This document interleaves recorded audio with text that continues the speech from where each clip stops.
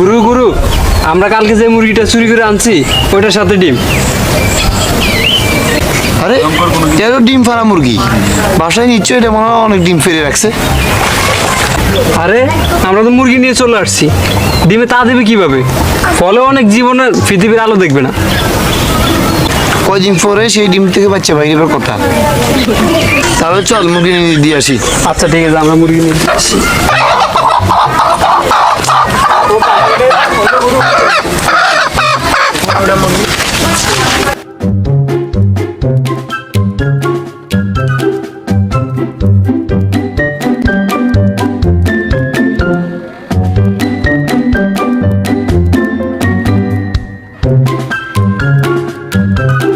তাহলে তোরা প্রতিদিন আমাদের হাঁস মুরগি চুরি করতি, আজকে তোদের খবর আছে।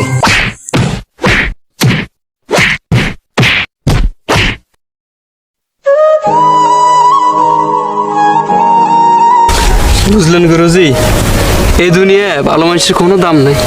আরে এই দুনিয়ায় ভালো মানুষের দাম নাই। এই যে আমরা মানব তো দেখাই চুরি করি, আমাদের কি লাভতে হলো বল? জীবনে কয় না উন্নতি করলাম, বসিস তোরা দেখছস এ চুরি করে 3 তলা বিল্ডিং বানাইছে।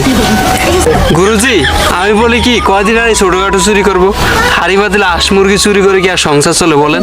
চল দুজনে মিলি একটা বাচ্চার কিডন্যাপ করি, তারপর বাচ্চার বাপের কাছে টাকা চাইবো, লাখ টাকা না দিলে বাচ্চা ছাড়বো না, দিনে দিনে লাখপতি। গুরুজি আইডিয়াটা দারুণ পছন্দ হয়েছে, কিন্তু কিন্তু কি? কিন্তু আমরা তো ছোটখাটো চোর, রাতারাতি এত বড় চোর হয়ে ওটা আমাদের জন্য রিস্কের ব্যাপার। তার চেয়ে বরং আমার কাছে আরেকটা সহজ উপায় আছে। এই যেমন ধরেন আমার বাসায় 3টা গরু আছে, একটা গরুর দাম লাখ টাকা।